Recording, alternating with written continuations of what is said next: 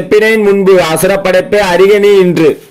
எது சரி என்பதும் எது தவறு என்பதும் அசுர நாத்திகர் அறிவதே இல்லை. தூய்மை ஒழுக்கம் துளியும் இல்லாதவர், வாய்மை நேர்மை வழி அறியாதவர்.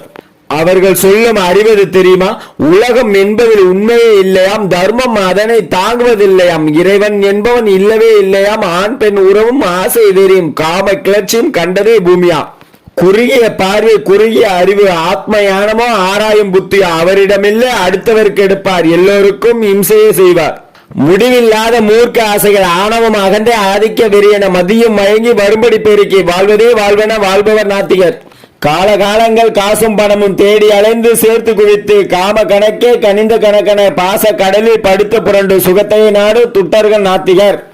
இது என் திறமை, இதனால் வாழ்வேன், இது என் செல்வம், இன்னும் சேர்ப்பேன், எதிரியை அழித்தேன், இன்னும் அழிப்பேன், அரசன் நானே அனுபவித்திருப்பேன், எல்லாம் வல்லவன் இணையில்லா வீரன், நன்றாய் வாழ்பவன் நானே என்பார்.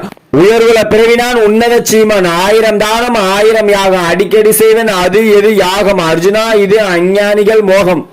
எண்ணத்தேனில் ஈயாய் விழுந்து மோக கடலில் மூழ்கி துளைத்து காம சுகத்தில் காலங்களித்து நரகில் விழுவோர் நடத்த இதுவே.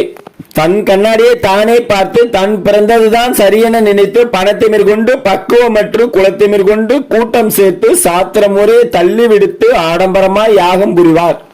ஆணவ தலையும் ஆதிக்க பலமும் காம குரோதமும் கர்வமும் கொண்டு அவர்தம் உடலிலும் அவனியிலும் பொருந்திய